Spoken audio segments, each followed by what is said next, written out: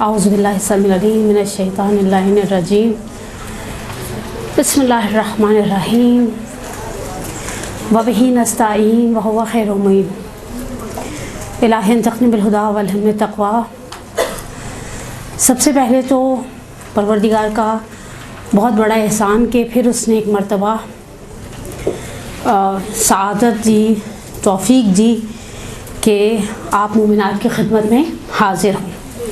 और इससे भी बड़ा एहसान कि पिछले लास्ट दर्स में एक मसला मुकम्मल बयान नहीं कर पाई और उस वक्त से बहुत ही स्ट्रेस में थी कि उससे पहले मर गई तो ये बड़ा मेरी गर्दन पर बोझ रह जाएगा। तो अल्लाह का एहसान कि अल्लाह मैंने मौत से पहले एक दर्स और दे दिया कि उस मसले की वजाहत कर दूँ। वो भी मुझे किसी अच्छी दोस्त ने, खुदा इंशाअल्लाह परेशानियों को दूर करे बहक़ मोहम्मद वाले मोहम्मद, उन्होंने मेरी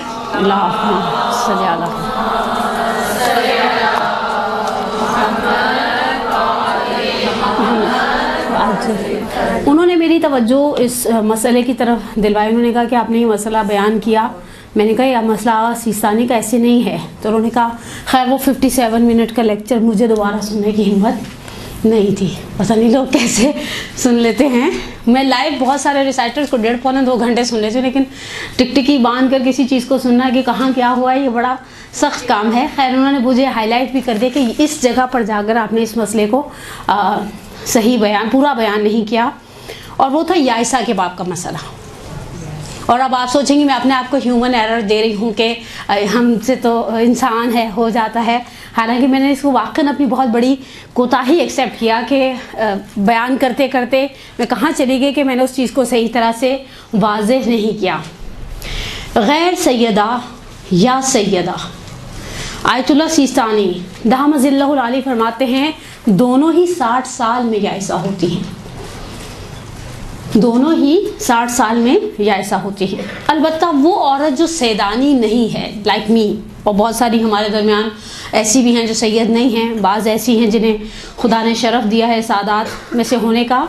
वो औरत जो सैयद नहीं है 50 साल पूरे होने के बाद 60 साल पूरे होने से पहले ऐसा खून देखे कि अगर वो 50 साल से पहले देखती तो क़त्अन कहती कि ये हैज़ है, अलामतें वही हैं, कैफियत वही है, खून का मिजाज भी वही है और औरत का अपना मिजाज भी वही है। तो फरमाते हैं कि एहतियात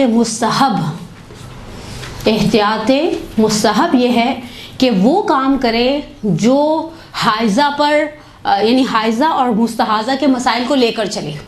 यानी ये औरत मस्जिद में नहीं रुक सकती, ये औरत 4 आयतें जिन पर सजदा वाजिब है नहीं पढ़ सकती, लेकिन इस औरत को सैनिटरी नैपकिन चेंज कर के नमाज़ें पढ़ना पड़ेंगी, रोज़े रखना पड़ेंगे और बाद में उन रोज़ों की क़ज़ा भी करना पड़ेगा।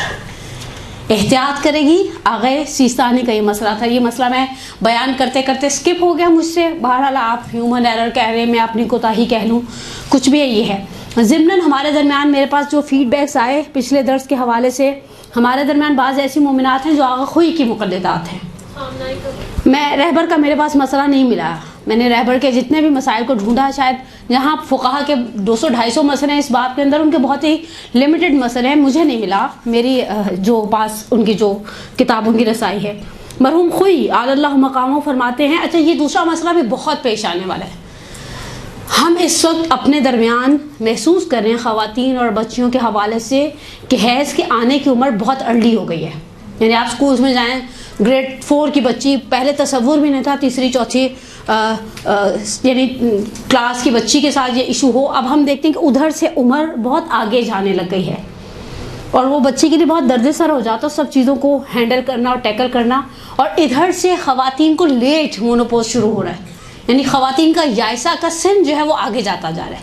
पहले नॉर्मली 45-40 साल के बाद ख़वातीन को ये हैज़ बंद होने लग जाते थे और गैर सैदानियाँ मतलब वही 48 ईयर्स के लगभग जो मैंने आपकी खिदमत में पिछली दफ़ा दर्स में बयान किया था, वो फ़िक़्ह एतबार से याइसा हो जाती थी और प्रैक्टिकली भी याइसा हो जाती थी। लेकिन इस वक्त मेरे पास मतलब मुख्तलिफ मदारिस के हवाले से 8 या 10 केसेस ऐसे हैं 53, 54 हत्ता 57 ईयर्स की खातून है जिन्हें रेगुलर पीरियड्स आ रहे हैं। और ये 50 प्लस वाली मेजॉरिटी आगा हुई है इमाम खुमैनी की تقلید میں ہمارے پاس یہ مومنات، امام خمینی کا تو سیدھا صفحہ پھاڑ دیں، سیدانی 60 سال اور غیر سیدانی 50 سال. اگر کوئی ان کی بھی ایک وضاحت کر دوں ان لوگوں کے لیے جو صرف آن لائن درس کو سنتے ہیں، ریکارڈنگ بعد میں سنتے ہیں. مرحوم آیت اللہ خوئی فرماتے ہیں جو عورت سید نہیں ہے 50 سال پورے ہونے پر جائزہ ہو جاتی ہے، ٹھیک ہے.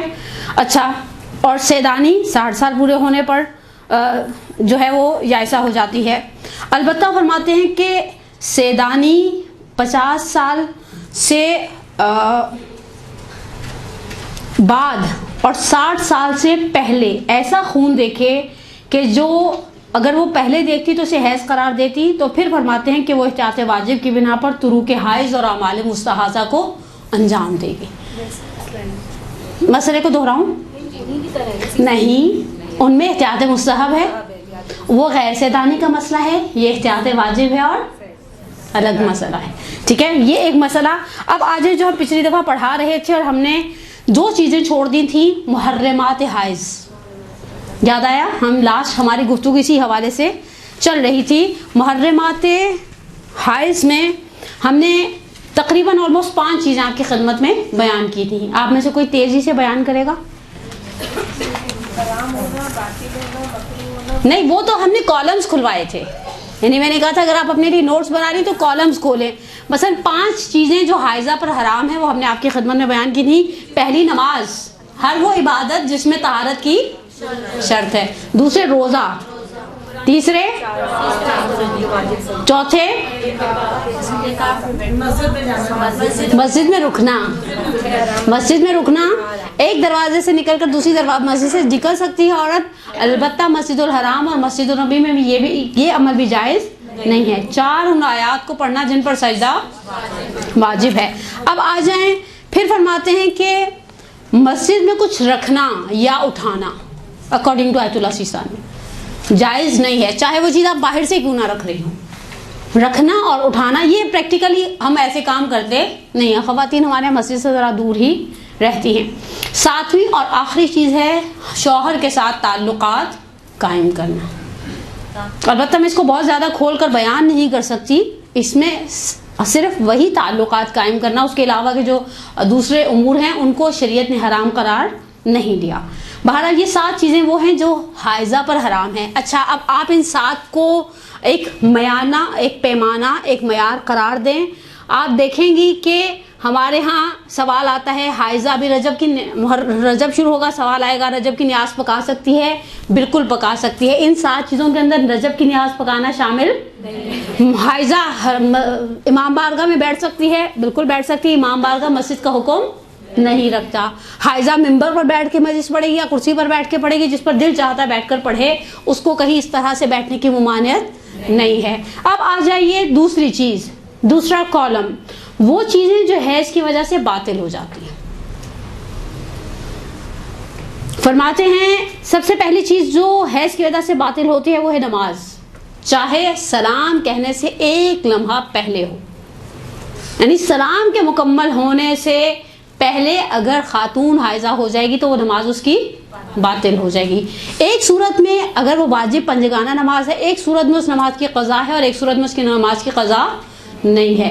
اگر ہم نے وقت داخل ہوتے ہی اللہ اکبر کہہ دیا اور ہم نے فوراً نماز پڑھنی شروع کر دی اور اس دوران ہو گیا تو ہمارے پاس اس طہارت کی مدت ہی نہیں تھی، تو اس نماز کی قضا نہیں ہے. لیکن اگر ہوئی اذان 12:38 پر اور ہم نے 12:40 پر نماز پڑھنا شروع کی اور 12:44 پر فرض کریں حائض ہوئے تو اس نماز کی بعد میں قضا کی جائے گی. اوکے، بس پہلی چیز جو حیض کی وجہ سے باطل ہوتی ہے وہ کیا ہے؟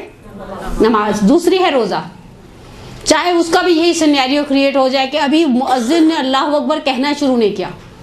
آپ نے دیکھا ہوگا بعض ایرانی چینلز آ رہے ہوتے ہیں، اس سے پہلے ٹن ٹن ٹن دکھاتے ہیں. انہوں نے ٹن ٹن شروع کیا اور آپ کو حیض آ گیا، آپ کا یہ روزہ گیا.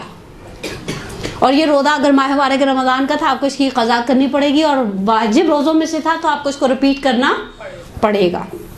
تیسری چیز جو طلاق حیض کی وجہ سے باطل ہو جاتی ہے وہ طلاق. ہمارے فقہا، مشہور فقہا، حالت حیض میں طلاق کو صحیح نہیں مانتے سوائے 3 صورتوں کے. لکھواؤں؟ ٹھیک. پہلی، وہ بچی جس کا نکاح ہوا ہے لیکن شوہر کے ساتھ جسمانی تعلقات قائم نہیں ہوئے، اگر اسے حالت حیض میں طلاق دی جائے طلاق صحیح ہے، طلاق کی صحت پہ اثر نہیں پڑے گا۔ دوسرا یہ کہ عورت پریگننٹ ہو اور حائضہ ہو، جو کہ ریئر ہوتا ہے لیکن ہوتا ہے اسی معاشرے میں۔ ہم اہل سنت کے ساتھ رہ کے ہم نے ان سے کچھ مسائل لیے، ہمارے یہاں یہ کانسیپٹ ہے کہ حاملہ عورت کی طلاق نہیں ہوتی، یہ کانسیپٹ صحیح نہیں ہے۔ حائضہ عورت کی طلاق نہیں ہوتی، ان 3 شرطوں کو نکال کر حاملہ عورت کے ساتھ طلاق کا کوئی کنسرن نہیں ہے۔ البتہ بھئی دوسری شرط کہ عورت حاملہ ہو اور پھر حائضہ ہو، اگرچہ ریئر ہوتا ہے لیکن اگر ایسا ہو جائے تو یہ طلاق جو دی گئی ہے وہ صحیح ہے۔ تیسرا یہ کہ کسی کی بیوی غائب ہو جائے، خدا نخواستہ کچھ ایسی سچویشن کریٹ ہو جائے، مرد اتنی دور ہے عورت کہیں اور ہے اور ان کے پاس کمیونیکیشن کا کوئی راستہ نہیں ہے کہ مرد سوال کر سکے کہ تم حائضہ ہو یا نہیں ہو۔ اگر اس صورتحال میں بھی بالکل آپس میں کوئی واسطہ تعلق نہیں ہے اور بالکل ڈھونڈ نہیں سکتے ایک دوسرے کو اور مرد طلاق دینا چاہے تو پھر اگر وہ طلاق دے دیتا ہے اس حالت کے اندر تو وہ طلاق صحیح ہے۔ 3 صورتیں میں نے آپ کی خدمت میں بیان کر دی۔ اب آ جائیں چوتھی چیز جو باطل ہو جاتی ہے، وہ ہے غسل۔ اب غسل واجب ہے یا مستحب؟ ٹھیک ہے، غسل ہے یہ واجب اور مستحب وضو۔ مستحب وضو کی آپ میں سے کوئی ایک مثال بنائے گا؟ جمعہ مستحب وضو، غسل نہیں۔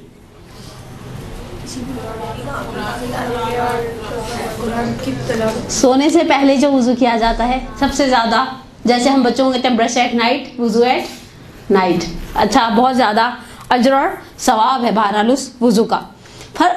واجب غسلوں کے حوالے سے ایک بار یاد رکھیں، حالت حیض میں تمام فقہا نے غسل جنابت کو صحیح شمار کیا ہے۔ یعنی آپ آغا خوئی کو لے لیں، مرحوم علی اللہ مقامہ کو، آغا سیستانی کو لے لیں، دامت اللہ العالی، امام خمینی، انہوں نے کہا فرض کریں مثلا ایک عورت جنب تھی، اس سے پہلے کہ وہ غسل جنابت کرتی حیض کی حالت اسے لاحق ہو جائے، عارض ہو جائے، اگر یہ غسل حیض جنابت کرنا چاہے، ہمارے ایک سوچ ہوتی ہے کہ ہم پاک نہیں ہوئے۔ یاد رکھیں جنابت ایک الگ کالم ہے، حیض ایک الگ کالم ہے۔ ہمارے ہاں بہت سارے لوگ ایسے ہیں جو حالت حیض میں مجلسوں میں جاتے ہیں، حالت جنابت میں ہم تصور بھی نہیں ہے ہمارے دیندار طبقے میں۔ تو بس یاد رکھیں حالت حیض میں، فرض کریں مڈ میں ہو، اینڈ میں ہو، سٹارٹ میں ہو، اب یہ میرا موضوع یہ والے مسائل نہیں ہیں ورنہ اس کی کچھ تفصیلات اپنی جگہ پر باقی ہیں، لیکن فقہا نے اس غسل کو صحیح شمار کیا ہے۔ اب ایک سٹیپ آگے بڑھیں غسل جمعہ کے حوالے سے۔ غسل جمعہ میں آغا سیستانی فرماتے ہیں کہ احتیاط واجب کی بنا پر حائضہ کا غسل جمعہ اشکال لگتا ہے، یعنی انہوں نے اسے صحیح شمار نہیں کیا۔ جیسے ایک مثلا ہم کتابیں پڑھ کے عمل کرنے والے لوگ ہیں نا، ہم ویسے بھی بیچارے لکیر کے فقیر ٹائپ کے لوگ ہیں۔ ایک کتاب ہے، مجھے آتھر آغا علی اکبر مہدی پور کی ٹرانسلیشن کی ہے فیضیاب رضوی صاحب نے، اجساد لافانی کے نام سے۔ اس کے اندر ایسے بہت سارے 300 ساڑھے 300 واقعات نقل کیے ہوئے ہیں جس میں میت کو کے جسم کو نقصان نہیں پہنچاتے، حشرات الارض نقصان نہیں پہنچاتے، اور فشار قبر اور وہ جو سارا کچھ ہوتا ہے نا وہ سب، وہ میت سالم رہتی ہے۔ اس میں مثلا انہوں نے کچھ گروہ 10 گروہ بتائے، اس کے علاوہ کہا کہ اگر کوئی شخص فرض کرے مثلا غسل جمعہ کو 40 غسل جمعہ انجام دے، اب فرض کرے ہم نے سوچ لیا، ہم نے سن لیا، ہم نے سوچا چلو یہ ہم گھروں میں بھی تو ہم وہ فیومیگیشن کرواتے نا، ہم اپنی قبر کی فیومیگیشن کروانے کے لیے یہیں سے 40 غسل جمعہ کر کے جائیں۔ آغا سیستانی نے حالت حیض میں غسل جمعہ کو صحیح شمار نہیں کیا۔ البتہ آغا نے اپنے جہاں پر مسائل بیان کیے، میرے پاس مسئلہ تو ایک عالم کے ریفرنس سے آ گیا ہے لیکن انہوں نے ایڈریس نہیں لکھا۔ فرماتے ہیں اگر رجا کی نیت سے اسے انجام دے تو کوئی حرج نہیں ہے۔ رجا کی نیت جو ہوتا ہے کہ ہمیں نہیں پتا کہ یہ عمل مستحب ہے یا نہیں ہے، لیکن ہم رجا بیسیکلی اردو میں بھی استعمال ہوتا ہے۔ رجا کے کیا معنی ہے؟ امید۔ ہم امید کرتے ہیں کہ خدا اس عمل کو انجام دینے پر ہمیں ثواب انشاءاللہ عنایت کرے گا۔ تو رجا کی نیت سے اگر کوئی حائضہ غسل جمعہ کو انجام دے تو ایسا نہیں کہ آپ کہیں حرام ہے، ایسا نہیں کہ آپ کہیں گناہ ہے، آپ ایسا نہیں کہ کہیں کہ اسلام نے اسے پسند نہیں کیا، رجا کی نیت سے آپ نے انجام دے دیا، انشاءاللہ اللہ میں کچھ نہ کچھ ثواب اپنی بارگاہ سے عنایت کرے گا۔ لیکن آغا خوئی کے نزدیک غسل جمعہ میں کوئی اشکال نہیں ہے۔ اب آ جائیں تیسرا کالم، یہ ہو گئے ہمارے 2 کالم کمپلیٹ ہو گئے۔ تیسرا کالم مکروہات حائض۔ پہلی چیز جو حائض پر مکروہ ہے وہ محتضر کے پاس رہنا ہے. محتضر کسے کہتے ہیں؟ جو جان کنی کے عالم میں. ہمارے یہاں ٹریجڈی یہ ہے کہ محتضر کو بولنے کی بھی اجازت نہیں دیتے. یہ بہت بہت پریکٹیکل چیز ہے, پتہ نہیں کیوں بولنے نہیں دیتے. میں نے اپنے اطراف میں بعض لوگوں کو دیکھا, وہ بیچارہ کچھ بولنا چاہ رہے ہیں مرحوم, اور نہیں ایسی باتیں نہ کریں. بھائی اس کو نظر آ رہا ہے وہ کچھ جو مجھے اور آپ کو نظر نہیں آتا. لیٹ دیم فری, انہیں بولنے دیں. وہ بیچارے اگر کوئی وصیت کرنا چاہتے ہیں, کہنا چاہتے ہیں مثلا میرا جنازہ وہاں دفنایا جائے اور مجھے مرنے کے بعد جو کیا جائے, انہیں چھوڑ دیں ان کے حال پر. ہم اپنی یہ جو ڈائلاگ بازی میں اس کا بہت قیمتی وقت ہوتا ہے, اس کی پیشانی پر موت کا پسینہ آ رہا تھا, ہم بولی چلی جا رہے ہوتے ہیں. آپ چھوڑ دو, اسے بولنے دیں. بیچاری عورتیں اس کے سراہنے کھڑی ہو جائیں تو ویسے ہی واویلا مچا دیں گی. آپ کی ذمہ داری کیا بنتی ہے؟ اسے روبہ قبلہ کر دیں. آپ کے لیے کیا پسندیدہ ہے؟ یہ القائم ہی کے جو چھپے ہوئے ہیں وہ بعد میرے مرنے کے کام ہی ہے کرنے کے. آپ کے لیے کچھ چیزیں ریکمینڈ کی ہیں شریعت, مثلا اس کے سراہنے یاسین پڑھی جائے, اسے روبہ قبلہ کیا جائے, اسے یہ کیا جائے. ہم اس کے سراہنے کھڑے ہو کر پہلے شور مچاتے رہتے ہیں, پھر جب وہ مر جاتا ہے تو رونا دھونا شروع کر دیتے ہیں. حالانکہ ہمیں اپنے حال پر بھی رونا چاہیے. مکروہ ہے. دوسرا مکروہ ہنا یعنی کسی انٹی کا نام نہیں لیا میں نے. ہنا یعنی مہندی, اور مہندی جیسی چیز سے خضاب کرنا, یعنی مہندی اور دوسری چیزوں سے ڈائی ٹائپ کے جو کام کرتی ہیں آنٹیاں, آپ کو پتہ ہے نا, خواتین تو ماشاءاللہ اس کام کے اندر بڑی مہارت رکھتی ہیں. تیسرا مکروہ ہے حاشیے قرآن اور قرآن کے خطوط کے درمیان کو چھونا. مثلا دیکھیں, اگر فرض کریں تھوڑی دیر کے لیے آپ کنسیڈر کریں کہ یہ قرآن ہے, ان حصوں کو چھونا, کیونکہ آپ اسے تو چھو ہی نہیں سکتے نا, اسے چھونے کی شریعت نے آپ کو اجازت نہیں دی ہے سائڈوں سے. بعض بزرگان, اگر آپ نے کبھی امام خمینی علیہ الرحمہ, امام راحل رہبر کبیر کے وہ ویڈیو دیکھے, انہوں نے دستانے پہنے ہوئے ہیں وائٹ کلر کے, تو سکون سے بیٹھ کے قرآن کی تلاوت وہ کر رہے ہیں. وہ جو ان کی ہاسپٹل والی جو لاسٹ کچھ ویڈیوز ان کی وائرل ہیں, امام خمینی علیہ الرحمہ کی نماز کی ہے, وہ جو ڈرپ والی, اور یہ ایک قرآن والی ہے, اس میں انہوں نے دستانے پہنے ہوئے ہیں. جہاں اتنے خرچے کرتا ہے بندہ ایک دستانے خرید لے اور حالت حیض میں وہ دستانے پہن کر قرآن پڑھا جائے. چوتھی چیز جو مکروہ ہے, قرآن کو کیری کرنا. اسی مدرسے کی ایک پوسٹ ہے آقا بہجت کے اقوال کے حوالے سے کہ وہ جادو اور نظر بد کے لیے انہوں نے کہا اپنے ساتھ ایک چھوٹا قرآن رکھے. حائضہ کے لیے قرآن اپنے ساتھ ہمراہ کرنا مکروہ ہے. مکروہ سے مراد پتہ ہے بعض جگہ پر یہ ہوتا ہے کہ ثواب کم ہے آپ کے عمل کا. ہمیشہ یاد رکھیں مکروہ کی دو کیٹیگریز ہو جاتی ہیں نا. ایک مکروہ وہ ہے جو شریعت نے پسند نہیں کیا, مثلا رات میں کھڑے ہو کر پانی پینا پسند نہیں کیا. البتہ خود آغا سیستانی کے نزدیک اس پر ایک سوالیہ نشان ہے.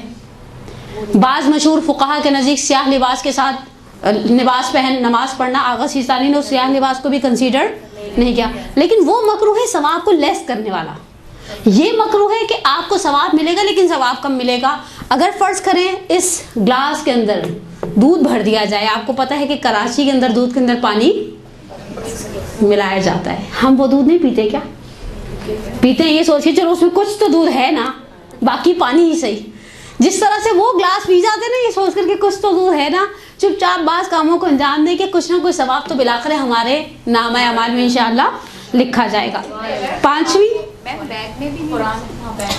قرآن اپنے ساتھ رکھنے کا مطلب یہی ہے, کیری کرنا. دیکھیں اصل چیز جو لفظ ہے نا, فقہ کے اندر آپ اپنی مرضی سے کوئی رائے نہیں دے سکتے.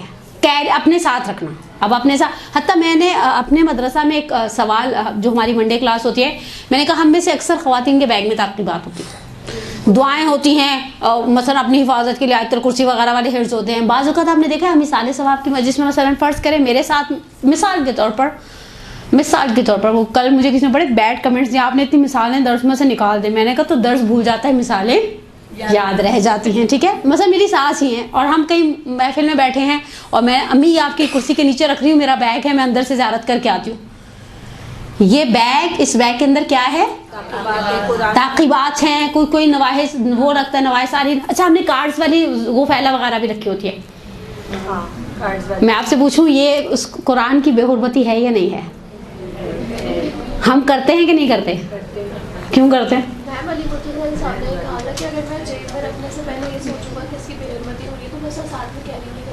نہیں دیکھیے, جیب پہ ڈیپینڈ کرتا ہے. ایک وقت میں آپ کی بیک پاکٹ ہے, مثلا ہم لیڈیز کی تو نہیں ہوتی لیکن جینٹس کی اگر مثال دی جائے تو بیک پاکٹ میں تو obviously میرا نہیں خیال کہ ہم ایسی کوئی چیز, مثلا ہمارے پاس کارڈز بھی ہوتے ہیں نا بعض کا, یہی وہ پھیلا وغیرہ کے کارڈز ہوتے ہیں, زیادہ عاشورہ کا کارڈ ہوتا ہے, بہت سارے کارڈز ابھی محرم شروع ہوگا دیکھیے گا تقسیم ہوں گے. تو بیک پاکٹ میں میرا نہیں اندازہ کہ کوئی مومن جو ان چیزوں کو پڑھنے کا عادی ہے تو ان کی رسپیکٹ بھی کرتا ہے. بلکہ آپ دیکھیں ہمارا الحمدللہ اس معاملے میں ایران عراق سے عرف اچھا ہے. ہم سے برداشت نہیں ہوتا کہ جگہ کے اوپر جوتا یا مثلا قرآن کے برابر مفاتی پڑی ہوئی ہے, جوتے کے برابر نعوذ باللہ مفاتی پڑی ہوئی ہے, ہم سے رہا نہیں جاتا, ہم کچھ نہ کچھ کر کے, میرے جیسا تو بعض بول بھی دیتا کہ بھائی اس کو تھوڑا فاصلے پر رکھ لیں. ابھی لاسٹ 2 ویکس پہلے میں شب جمعہ حرم حضرت معصومہ میں تھی, تو وہ دعائے کمیل کی بک کسی نے ان کے یعنی بچہ جوتے والا پیر اس پر رکھ رہا تھا, تھوڑی دیر بعد رہا نہیں گیا, میں نے اس کو کہہ دیا کہ بھائی اس کو آپ ہٹا دیں کہ یہ بچہ اس کے اوپر پیر رکھتا ہے. تو کہتی بچے, میں نے کہا اس کو آج نہیں سکھائیں گے تو کب سیکھے گا, یہ بچہ ہے مثلا میرا بھی خیر اس کے اوپر پیر رکھے گا تو میں اس کو بولوں گی نا کہ نہیں اس کو چومتے ہیں, اس کو آنکھوں سے لگاتے ہیں, اور یہ پیر رکھنے کی چیز نہیں ہے. لیکن یہ ان چیزوں کی حرمت پلٹ کر جاتی ہے عرف پر, معاشرے پر. آپ کا معاشرے سے بے حرمتی تصور کرتا ہے تو جائز نہیں ہے. آپ کے معاشرے کے اندر یہ بے حرمتی تصور نہیں کی جاتی, اٹس اوکے, آپ کر لیں, آپ کا اختیار ہے. لیکن جن چیزوں کا ہم بہت ادب کرتے ہیں وہ ادب ہمیں مراد تک پہنچا بھی الحمدللہ دیتا ہے. با مراد ہوتا ہے اور بے ادب بے مراد ہوتا ہے. لیکن بہرحال قرآن کو اپنے ساتھ کیری کرنا حائضہ کے لیے مکروہ ہے. 5واں مکروہ قرآن پڑھنا مطلقاً. جنوب کے لیے 7 آیتوں سے زیادہ پڑھنا مکروہ ہے. حائضہ کے لیے 7 کی بحث نہیں ہے. جیسے جنوب کے لیے باقاعدہ فقہا نے فرمایا ہے 7 آیتوں سے زیادہ اور 70 سے اوپر جانے پر اس کی کراہیت بڑھ جاتی ہے. لیکن حائضہ کے لیے بنیادی طور پر قرآن پڑھنا مکروہ ہے. اب یہاں پر ہم نے اپنا چیپٹر کلوز کر دیا. میں نے 5 مکروہات آپ کی خدمت میں بیان کیے. معاشرے میں 3 چیزیں جنہیں مکروہ کنسیڈر کیا جاتا ہے وہ بھی آپ کی خدمت میں بیان کر دوں, اور مستحبات حائض پر آ جاؤں. ہمارے یہاں ایک کانسیپٹ یہ ہے کہ قبرستان جانا مکروہ ہے. فقہا نے حائضہ کا قبرستان جانا مکروہ شمار نہیں کیا. پتہ نہیں ہم نے کہاں سے بنائے, کہاں سے نکالے, اور یہ صرف قبرستان نہ جانے کے بہانے ہیں. ان کو کہیں پارٹی میں جانا مکروہ ہے تو پھر بھی چلی جائیں گی لٹک کے, کسی نہ کسی سے لفٹ لے کر آپ کو جاتی ہوئی نظر آئیں گی. لیکن شریعت نے آپ کے لیے حالت حیض میں قبرستان جانا مکروہ قرار نہیں دیا. قبرستان جانا اچھا ہے, ویسے ہی اچھا ہے. یہ جو ہمارے اندر اتنی صفاکیاں آ گئی نا, اتنی قساوت قلب ہمارے درمیان, اسی وجہ سے کہ ہم قبرستان ریگولر نہیں جاتے. ابھی انشاءاللہ آگے سر پر ہم سب کے ایام بابرکت فاطمہ ہیں, فاطمیہ ہیں, جناب صدیقہ کبریٰ سلام اللہ علیہا.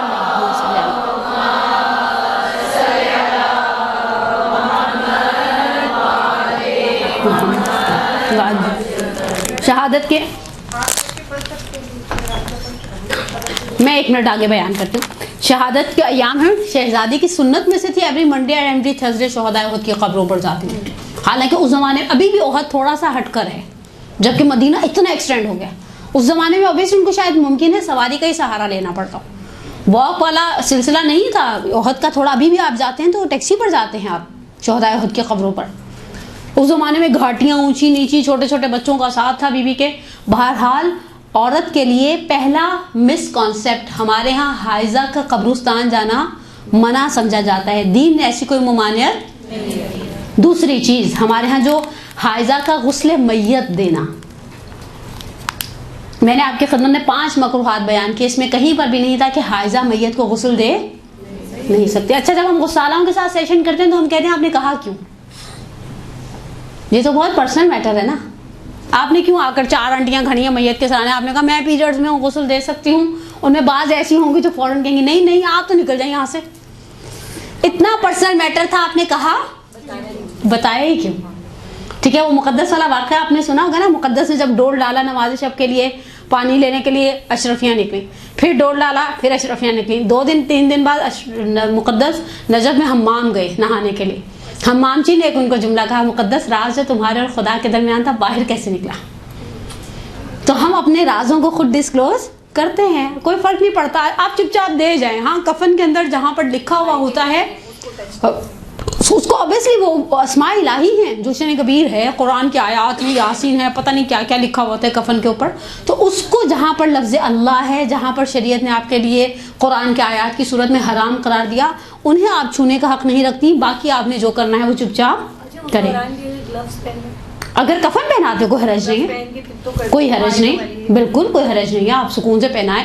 ہم بعض اپنے عزیزوں کو چاہتے ہیں آخری ہدیہ ہم دیں، ہم چاہتے ہیں اس کا احترام. حتیٰ میں آپ کو ایک بات بتاؤں، ہمارے ہاں، مجھے نہیں پتا آپ لوگوں کے علاقوں کے سیٹ اپس کیسے ہیں، ہمارے یہاں بعض اوقات ہوتا ہے ریلیٹیوز آ کر بار بار دیکھ رہے ہوتے ہیں. تو یہ مجھے ڈس ریسپیکٹ کا ٹوکن لگتا ہے کہ مثلا ایک مرحومہ پڑی ہے، زندگی میں ہم میں سے کوئی پسند کرتا ہے ایسے ہمیں کوئی سال میں دیکھے، اور جو آ رہے جھانک رہے، جو آ رہے جھانک رہے، پتہ نہیں کیوں جھانک رہے. ہمارے ایک عالم ہیں وہاں پر سینئر، وہ کہتے ہیں کہ بھابھی عبرت ہوتی ہے. میں نے کہا عبرت سے زیادہ مجھے لگتا ہے لوگ اندر آ کر صرف تماشا دیکھنا چاہتے ہیں، کیونکہ بہت سارے راز آپ اپنے ساتھ لے کر دفن ہونا چاہتے ہیں، اور وہ راز کھل جاتے ہیں، وہ راز باہر جاتے ہیں. کہاں سے جاتے ہیں؟ عورتوں سے. مرد نہیں یہ چیز ڈسکس کرتے ہیں، اللہ یہ کوئی بہت ہی یعنی کوئی ہٹی ہوئی چیز ہو جائے، بہت ہی معمول سے ہٹی ہوئی. مثلا ایک زمانے میرا ایک بیٹا یہاں تھا، وہ بھی دیتا تھا، میں بھی دیتی تھی. ہم پھر کچھ نہ کچھ ڈسکس کرتے ہیں. اس کے منہ سے میں نے کبھی نہیں سنا سوائے اس کے کہ مثلا کوئی ایکسیڈنٹل کیس ہو جائے اور کوئی بالکل ہی پارٹ ہی کٹا ہوا ہو، یا مثلا بائک سے جیسے خدا نخواستہ لڑکوں کی کبھی بہت بے ایمانہ قسم کے ایکسیڈنٹس ہو جاتے ہیں.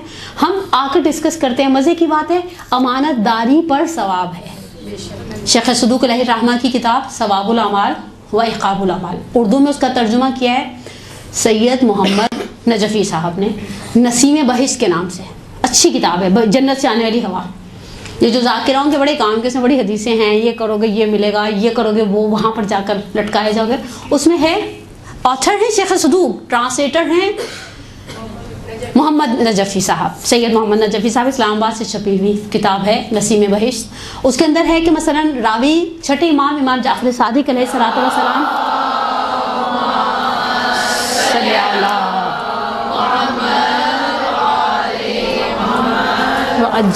امام صادق علیہ السلام سے پوچھتے ہیں کہ مولا اس امر کا کیا ثواب ہے؟ تو کہا خدا اس کے کبیرہ صغیرہ گناہوں کو معاف کر دیتا ہے. مفہوم روایت ہے جب وہ امانت داری کرتا ہے. تو راوی کہتا ہے مولا امانت داری والی کیا بات ہے اس میں؟ کہا کہ وہ عیب جو اس کے اندر دیکھتا ہے وہ انہیں برملا نہیں کرتا. حائضہ کا غسل میت دینے میں کوئی مسئلہ نہیں ہے، نظر نیاز پکانے میں کوئی مسئلہ، علم کی قبر دھونے میں کوئی مسئلہ، علم سجانے میں کوئی مسئلہ نہیں ہے، تابوت اٹھانے میں کوئی مسئلہ نہیں ہے. یہ ہم نے خود ہی سے ایک مسئلوں کا ڈھیر نکال لیا. نماز جنازہ میں بھی کوئی حرج نہیں ہے. نماز جنازہ تو حالت جنابت، حالت حیض، حالت نفاس، اصل اسے نماز مسامحتن کہا جاتا ہے. بیسیکلی اس کے اندر نماز والے وہ قوانین نہیں ہوتے. یہ آخری اچھا نماز جنازہ پڑھنے کا اتنا اجر و ثواب ہے. یہ روایت میں نے آغا وحید کے منہ سے، آغا وحید خراسانی دامت اللہ علیہ کے منہ سے سنی ہے کہ جب مومن کو لحد میں لٹایا جاتا ہے نا تو وہ خدا کی بارگاہ میں پہنچتا ہے، تو فرشتے اسے آواز دیتے ہیں کہ تمہارے لیے خدا کی طرف سے ایک ہدیہ ہے. اور یہ مومن کی روح پوچھتی ہے کیا؟ کہا جاتا ہے جنہوں نے تمہارے نماز جنازہ میں شرکت کی خدا نے ان کے گناہ کبیرہ صغیرہ کو معاف کر دیا. یعنی 4.5 منٹ کی بات، اس سے لمبی نماز جنازہ کوئی پڑھاتا ہی نہیں. اور جو ایسے سمیٹتے ہیں نماز جنازہ، عورتیں پڑھیں اچھی بات ہے، شاید تھوڑا ہم ڈرتے ہیں. باہر بیٹھی ہوتی ہیں بینچ پر، بندہ پوچھے اس کے لیے آپ کو کسی چیز کی، حتیٰ آپ نے دیکھے قرآن خوانی میں تسبیح لے کر بیٹھ جاتی ہیں بعض خواتین آج کل، زیادہ تر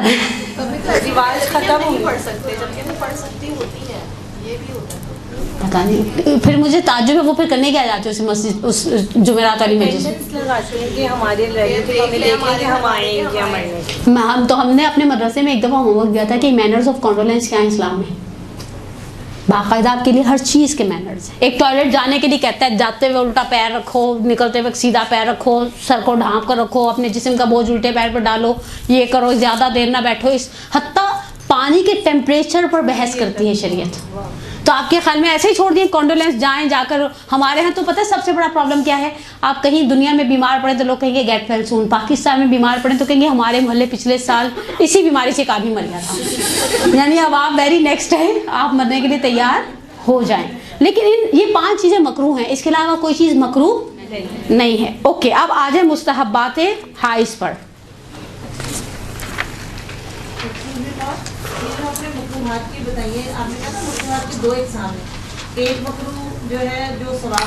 کم کر دیتا ہے، نہ کرنا بہتر ہے.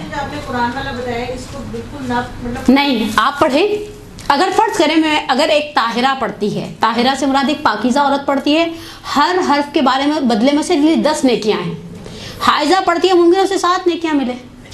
پڑھیں کیوں نہیں پڑھیں؟ یعنی ہمارے ایک کانسیپٹ ہے کہ یہ 5 6 7 دن جو چھٹی کے ہیں یہ بالکل ہی چھٹی ہے. اس کے اندر کسی دعا کا ابھی تک میں نے آپ کی خدمت میں نام لیا نہیں. زیارت عاشورہ کا نام لیا نہیں. حدیث کسا کا نام لیا نہیں. وہ 4 آیتیں پڑھنا حرام ہے، ہم مفاتی اور قرآن کو بائے بائے کہہ کے سائڈ پر رکھ دیتے ہیں. ہاں نہیں، آپ اسی لیے پھر کیا ہوتا ہے جب عادت کے بعد پہلا دن آتا ہے نا تو عورت کی فجر میں آنکھ بعض اوقات نہیں کھلتے، کیونکہ اس کا وہ باڈی الارم ہی ڈسٹرب کر دیا آپ نے. آنکھ کھولی نہیں، آج نہیں پڑھنی، پھر سے سو گئے. اب تو شکر یہ سردیوں کی وجہ سے اسکول ٹائمنگس کے ساتھ میچ ہونے لگ گئی ہے نماز، تو ڈنڈے کے زور پہ سبھی پڑھیں، ورنہ آپ کا باڈی الارم آپ کیوں ڈسٹرب کرتے ہیں. ابھی مستحبات حائض کو سنیں تاکہ پتہ چلے کہ شریعت ہم سے کیا چاہتی ہے. مستحب ہے کہ حائضہ وقت نماز اپنے خون کو پاک کرے، سینیٹری نیپکن کو چینج کرے. پہلا مستحب، یعنی یہ مستحبات کی جو ایک لسٹ ہے، ایک مستحب ہے وہ چیز جو مستحب ہے حائض پر، نماز کے وقت اپنے خون کو پاک کرے، یعنی اپنے جسم کو دھوئے، سینیٹری نیپکن کو چینج کرے جو بھی اس نے رکھا ہوا ہے، وضو کرے. وضو نہیں کر سکتی، فرض کریں کسی کے ساتھ بعض اوقات پانی کا کوئی پرابلم ہو جاتا ہے، خدا نہ خواستہ کوئی تکلیف ہے، تیمم کرے اور اپنے جائے نماز پر روح قبلہ بیٹھ جائے اور ذکر، دعا یا صلوات پڑھے. اگرچہ یا 4 چیزیں پڑھے: ذکر، دعا، صلوات یا قرآن. اگر قرآن پڑھنا اس زمانے کے علاوہ حائضہ کے لیے مکروہ ہے، یعنی اس کا مطلب ہے اس ٹائم پیریڈ میں مکروہ نہیں ہے. اگرچہ تسبیحات اربعہ پڑھنے کا ثواب بہتر ہے، یعنی تسبیحات اربعہ پڑھیں وہ سب سے اچھا ہے جو ہم تیسری اور چوتھی رکعت میں پڑھتے ہیں. اب آپ میں سے کوئی مجھے ذکر کی مثال دے. اور اما یجیب قرآن ہے، قرآن ہے. 1 منٹ، وہ استغفار میں آ جائے گا. لا حول ولا قوت الا باللہ، لا حول قرآن کی آیت نہیں ہے. ذکر ٹھیک ہے. دعائیں مثلا دعائیں بہت ساری، اللہم کل ولیک دعا ہے، الہی عظم البلاؤ دعا ہے، دعائے کمیل دعا ہے، مثلا دعائے یستشیر دعا ہے. صلوات یعنی شریعت آپ کو 4 آپشنز دیتی ہے: ذکر، دعا، صلوات یا قرآن. حضرت زہرا کی تسبیح ذکر ہے، اور بہرحال اتنی خوبصورت، ہاں بہترین ذکر ہے. اس کے پیچھے آپ کے سامنے 5 امام کی کیسی جاندار روایت ہے کہ اس سے بہتر کوئی ذکر ہوتا تو میرے جد میری جدہ کو وہ تعلیم کرتے. تو بہرحال اب یہ مستحب عمل اگر ہم ریگولر بیسس پر انجام دیں، مثلا بعض اوقات ہوتا ہے کہ خواتین کو ہوتا ہے، بچے بھی فیل کرتے ہیں کہ امی آج نماز کے لیے نہیں اٹھی. آپ اپنا مسلح پر بیٹھ دیں گے، وہ صرف یہ دیکھنا چاہتے ہیں امی اٹھی، وضو کیا، چادر لپیٹی، بس اس کے بعد پھر ان کی چراغوں میں روشنی نہیں رہتی. ہاں پھر وہ رکوع سجود نہیں دیکھتے، وہ دیکھتے کہ بس اماں اپنی. اچھا آپ کی بھی تو ایک روٹین رہتی ہے نا. میرا بہت خواہش ہے کہ میں اب اپنے مدرسے میں ایک بنا رہی ہوں شیڈیول سا، اس میں نظم پر ڈالوں. ہماری مذہبی اور دنیاوی زندگی بدترین جس مصیبت کا شکار ہے وہ بے نظمی ہے. اور مزے کی بات ہے نظم کے اوپر قرآن کی یعنی وہ جو ایک سسٹم ہے، آپ کی کائنات پوری نظم پر چل رہی ہے. ٹھیک ہے. اور سب سے پیاری جو چیز مجھے نظم کے حوالے سے جو سب سے زیادہ جذاب روایتیں میں نے پچھلے دنوں سرچ کری تھی بیٹھ کر، نظم کی روایتیں سب سے زیادہ جو جانانہ جاندار قسم کی روایت، خوبصورت روایت لگی، یہ وہ وصیت ہے جو نہج البلاغہ کے آخر میں موجود ہے. اور وصیت کا ٹائٹل یہ ہے کہ لما ضربہ ابن ملجم. مولا کی ضربت لگنے کے بعد نہج البلاغہ میں تقریباً 4 وصیتیں ہیں. بیسیکلی مولا کی 9 وصیتیں ہمارے پاس مختلف شیعہ کتب اور منابع کے اندر موجود ہیں. یہ وصیت جس کو اگر آپ انڈیکس میں دیکھنا چاہیں گے تو یہ وہ وصیت ہے جو حسنین کے لیے ہے اور جب ضربت لگ چکی. اچھا اس وصیت کے شروع میں مولا نے ایک بڑا خوبصورت جملہ کہا ہے. مولا فرماتے ہیں اسی کما، میں تم دونوں کو، وجمیع ولدی، جتنے میرے بچے ہیں ان سب کو، ومن بلغہ کتابی، جس تک میری یہ تحریر پہنچ جائے. مثلا آپ اور میں جن کے گھروں میں الحمدللہ نہج البلاغہ موجود ہے، مولا فرماتے ہیں اسی کما وجمیع ولدی ومن بلغہ کتابی بتقوی اللہ. میں نصیحت کرتا ہوں، وصیت کرتا ہوں کہ تقوی الہی کو اختیار کرو. ونظم امرکم، اپنے امور کو منظم کر لو. ہماری مذہبی اور غیر مذہبی زندگی یعنی ہماری دینی اور دنیاوی زندگی اس وقت جس مصیبت کا شکار ہے اس میں سر فہرست کیا چیز ہے؟ بد نظمی. اور بد نظمی کا ایک نام دے دوں اور اپنے موضوع پر واپس آ جاؤں. میں بہت زیادہ ادھر ادھر چلی جاتی ہوں لیکن آپ لوگوں کے بازو کا چہرے اتنے تھکے ہوئے لگتے ہیں مجھے کہ مجھے لٹرلی اپنے حال پر تو نہیں آپ کے حال پر رحم آتا ہے. لیکن اس وقت سب سے بڑی مصیبت نظم کے نام پر ہمارا سیل فون ہے. سب سے بدترین, یعنی میں ایسا نہیں کہ میرا ایک ایسے خام خیالی سی ہے, میں نے اس کے اوپر بہت باقاعدہ سروے کیا, آبزرو کیا ہے, لوگوں سے سوال کیے. آپ دیکھیں جو اچھے بعض لوگ جو بڑے گھڑی کی سوئیاں دیکھ کر چلنے والے نا, ان کا ٹیلی فون اٹھانے کا بھی ایک ٹائم ہے, ان کی ہر چیز منظم ہے. ہمارا سب سے بڑی مصیبت ہے کہ اچھا وہ کرنے والوں کو بھی یہ واٹس ایپ کال کو کیا کہوں, اچھا کہوں یا برا کہوں. پہلے پھر بھی ایک لحاظ ہوتا تھا لوگوں کو کہ پیسے خرچ ہو رہے ہیں, 3.5 روپے کا 1 منٹ ہے, 2.5 روپے کا 1 منٹ ہے, 1.5 روپے کا 1 منٹ ہے. اب تو کوئی چراغوں میں روشنی رہی نہیں, جس کا جب دل چاہتا ہے وہ ٹلی کھڑکاتا ہے اور پھر وہ بے فکر ہو کر 49 منٹ وہ بات پوچھتے ہیں جو 2.5 منٹ کے اندر پوچھی جا سکتی تھی. اتنی لسی بنا دیتے ہیں بات کی, لیکن نتیجہ کیا نکلا؟ اس نے ہماری زندگی کے اندر کتنا برا اثر ڈالا. ہم اسے ایکسیپٹ کرنے پر تیار نہیں ہے. ہماری بد نظمی کی سب سے بڑی وجہ, یعنی میں کبھی بچیوں کو مدرسے میں کہتی ہوں, میں نے کہا شیخ انصاری کے پاس بھی وہی 24 گھنٹے تھے جو ہمارے پاس ہیں. ہماری بالٹی کے پہننے میں سب سے بڑا سوراخ یہی ہے. اٹھا لیتے ہیں, اس کے بعد پھر امی کی آواز سنائی دیتی ہے. وہ بچہ جو اسکول سے آ کر بھی بلاتا تھا امی کھانا, امی کھانا, امی کیا پکا ہے, وہیں دروازے سے بیگ پٹکھا اور امی کیا پکا ہے. آج آپ اس بچے کو گھر میں آتا ہے, اس کا انٹرنیٹ آٹومیٹکلی کنیکٹ ہو جاتا ہے, اس کی ٹینٹی بجنا شروع ہوتی ہے, نہ اس کو روٹی کی فکر رہتی ہے, نہ اسے یونیفارم چبھ رہا ہے, نہ اسے کچھ ہے, یہ ہے اور اس کا موبائل, اور موزل بن گیا.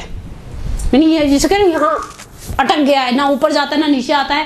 بچے تو کیا, بڑوں کا بھی یہی حال ہے. حقیقت ہے. یعنی آپ دیکھیں بعض گھروں میں بہت اچھا اصول ہے, ڈائننگ ٹیبل کے اوپر فون ممنوع. ہم کون سی ایمبولینس سے چلا رہے ہیں کہ اگر ہم 10 منٹ بعد فون اٹھائیں گے تو خدا نخواستہ لوگ مر جائیں گے. ہم کون سے کفن بیچ رہے ہیں کہ لوگ بیچارے دروازے سے آ کر واپس چلے جائیں گے. فون ہم ایسے اٹھاتے ہیں جیسے خدا سا فون نہ اٹھایا قیامت برپا ہو جائے گی. لوگ واپس جاتے ہیں گھر فون لینے کے لیے. یہ صورتحال ہو گئی ہے. لیکن بہرحال یہ مشکلات ہماری ہیں. اپنی آرام سے اپنی عبادت کی روٹین سیٹ رکھیں. جیسے نماز کے لیے کھڑی ہوتی تھی ویسے نماز کے لیے کھڑی ہوں, وضو کریں, اسی بہانے منہ ہاتھ دھل جائے گا, اسی بہانے ہم منظم ہو جائیں گے. آئے مصلی پر بیٹھیں, اپنی عبادتوں کو, اگر ہمیں نماز کی اس طرح سے اجازت نہیں دی, خدا کے ساتھ رابطے سے منقطع نہیں کیا گیا, آپ کے اندر وہ جو ایک اسٹریس لیول کو مینٹین کرتی ہے دعا, وہ آپ کی دعا آٹومیٹکلی مینٹین رہے گا. اب آ جائیں جو چیزیں حیض کی وجہ سے واجب ہو جاتی ہیں. البتہ اگر سیستانی نے اسے واجب شمار نہیں کیا, وہ کفارہ ہے کہ اگر خدا نخواستہ کوئی حیض میں تعلقات قائم کرے. مشہور فقہا کے نزدیک وہ واجب ہو جاتا ہے, لیکن آغا سیستانی نے عورت پر اس کفارے کو واجب شمار نہیں کیا. دوسری چیز غسل, بس ختم بات. غسل واجب ہو جاتا ہے. اوبیسلی اس غسل کو انجام دینے کے لیے بہرحال کچھ شرائط رکھی ہیں جو انشاءاللہ ہم آپ کی خدمت میں آخر میں بیان کریں گے کہ کس طرح سے عورت کو حیض کا غسل کرنے سے پہلے اس ذمہ داری کو انجام دینا ہے. یہاں پر میں نے اس موضوع کو آپ کی حد تک مکمل آج کی حد تک کیا, اور اب اس کے ضمنی مسائل کو آپ کی خدمت میں بیان کرنے سے پہلے اگر کسی کا کوئی سوال ہے تو بتائیں. قرآن جو آپ کہہ رہی ہیں ہم پڑھ سکتے ہیں حالت ہے, جیسے بعض لوگوں کو کہتے ہیں کہ ٹشو رکھ لیتے ہیں اپنی انگلی کے نیچے تاکہ ان کا ہاتھ نہ لگے. حرج اچھی بات ہے. دیکھیں کیونکہ یہ خط قرآن کے درمیان والے حصے کو چھونا مکروہ ہے. خوب آپ پڑھ رہے ہیں, ٹشو رکھ لیں یا دستانے پہن لیں یا کوئی کپڑا دوپٹے وغیرہ ہم نے لیے ہوتے ہیں, آپ اسی کو بیچ میں آڑ رکھیں, ایک رکاوٹ ہو آپ کے ہاتھ اور خطوط قرآن کے درمیان. کیونکہ بہرحال کبھی کبھی پڑھتے وقت ہم صفحہ پلٹاتے وقت ہمارے وہ جو بے اختیاریات ہوتی ہیں وہ آگے آ جاتی ہیں. یہ زیارت عاشورہ کا آخر کا سجدہ, دعائے جوشن صغیر کا آخر کا سجدہ, کوئی حرج نہیں آپ سجدہ کریں. آپ دیکھیں محرمات ہے 7 تھے, اس میں سجدے کا کوئی چھونا نہیں تھا بالکل. حتیٰ بعض لوگ سحر کے وقت سجدے میں جا کر تھوڑی دیر ذکر یونسیہ پڑھتے ہیں, لا الہ الا انت سبحانک انی کنت من الظالمین. آپ پڑھیں, سجدے میں جا کے پڑھیں. سجدہ کرنے سے آپ کو حالت حیض میں کسی نے روکا, آپ نماز نہیں پڑھ سکتے. یعنی اس زیارت عاشورہ کا آخری سجدے کا نماز کے ساتھ کوئی کنسرن نہیں ہے. جو دعائیں جوشن صغیر پڑھتے ہیں اس کے آخر میں بھی جو سجدے کی دعا ہے اس کو پڑھنے میں کوئی حرج نہیں ہے. آپ اپنا روٹین سے وہ والی عبادتیں نہیں کر سکتے, بیٹھ کے دعائیں پڑھیں, بیٹھ کے استغفار پڑھیں, بیٹھ کے ذکر پروردگار کو بیان کریں. زیارت عاشورہ میں نماز بھی ہوتی ہے. زیارت عاشورہ کی نماز واجب نہیں ہے, زیارت عاشورہ واجب نہیں ہے, ٹھیک ہے نا, نماز بھی واجب نہیں ہے. آپ زیارت عاشورہ پڑھتی ہیں, اگر ہر روز حالت حیض میں بھی پڑھیں کوئی حرج نہیں ہے. وارثہ پڑھیں, کبیرہ پڑھیں, کچھ بھی پڑھیں, آپ پوری مفاتی پڑھیں. ہر زیارت دیکھیں, آپ کو شریعت نے 4 جملے پڑھنا حرام قرار دیا, 4 وہ آیات جن پر سجدہ واجب ہے. قرآن میں بیسیکلی 15 سجدے ہیں, 11 مستحب سجدے ہیں اور 4 واجب سجدے ہیں. 21واں پارہ, 24واں پارہ, 27واں پارہ اور 30واں پارہ, ان کے اندر وہ 4 آیتیں ہیں جو آپ کے لیے پڑھنا حرام ہے. اس کے علاوہ ادروائز آپ جو بھی پڑھنا چاہتے ہیں.